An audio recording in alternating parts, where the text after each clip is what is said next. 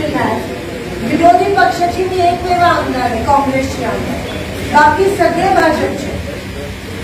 भाजपचे आमदार सत्ताधाऱ्यांच्या विरोधात बोलत नाही. म्हणजे तुमची बाजू संसदेत किंवा विधानसभेत मानणार कोण? कारण का ते घाबरतात, हुकुमशाही सरकार आहे. तर लोकांची बाजू विधानसभेमध्ये मांडायला राहिलाय कोण? तर सगळे भाजपमध्ये आहेत. आणि माझ्या नावाने पण अफवा पसरवतात की मी पण जाणार, पण माझ्या रक्तात काँग्रेस आहे.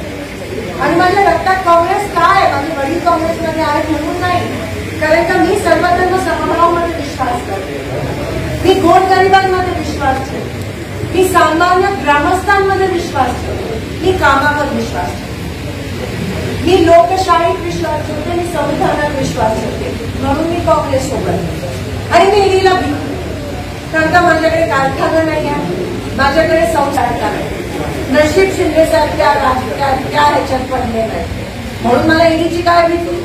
मी दिल खुलासपणे बोलणार बीजेपीच्या विरोधात आणि मोदींच्या विरोधात. आणि का नाही बोलावं?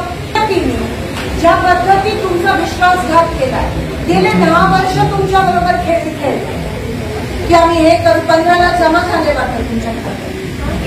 दादा तुमच्या खात्यात जमा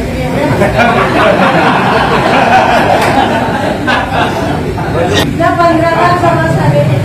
10 वर्षाला 2 कोटी रोजगार मिळाले. सांगा कोणाला मिळाली का नव्हती? दादा तुला मिळाली ना? महागाई कमी झाली, उलट सिलेंडरचे भाव वाढत गेले. आता मात्र 2 दिवसात कमी होती ना निवडणूक आयोग. परत अशी खेळी किती खेळणार तुमच्यासोबत? अजून किती विश्वास? काय दादा तुम्ही खूपच असते, तुमच्या याच्या 30 लाख जमा झाले. अजून किती